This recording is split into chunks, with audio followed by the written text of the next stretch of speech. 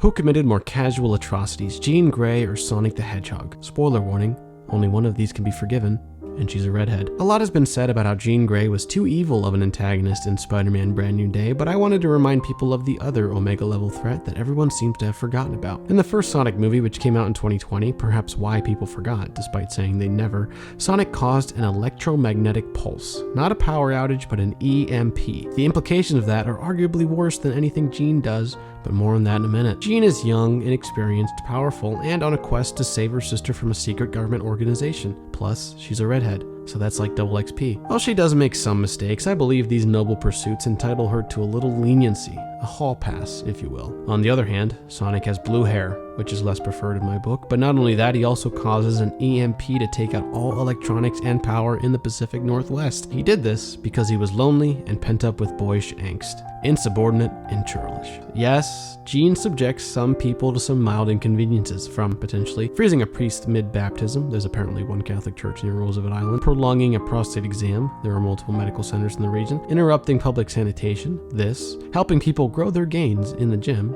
this as well, lower property values and rent in the area, this too, and some other things I'll get to, but these are essentially victimless crimes. Let's not jump to conclusions. While these are hypothetical, none compared to what Sonic did. An electromagnetic pulse isn't a power outage, it completely fries electronics. It's an act of war. This is literally a plot point in Modern Warfare 2, and apparently Sonic won. Someone on Reddit did the math, and basically by Sonic frying the electronics in the entire Pacific Northwest, it's estimated that about 491 babies in NICU units lost power and life support.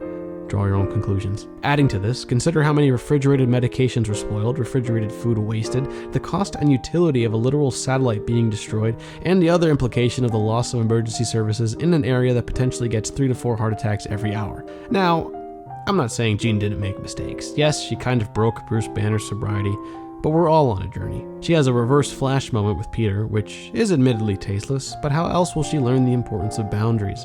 Also, silver lining, the series of events stemming from this allow Peter to reconnect with his friends, so not all bad. Well, this one is pretty rough, I'm not gonna lie. I think he lives. Humans are pretty resilient. And when he does, Jean made sure it was someone in a high visibility vest, so he might be entitled to some compensation. Ultimately though, for a redemption arc to go far and mean something, it needs to have some depth or else it won't be earned. Regardless of where you land on the ethical spectrum, I at least leave you with this thought.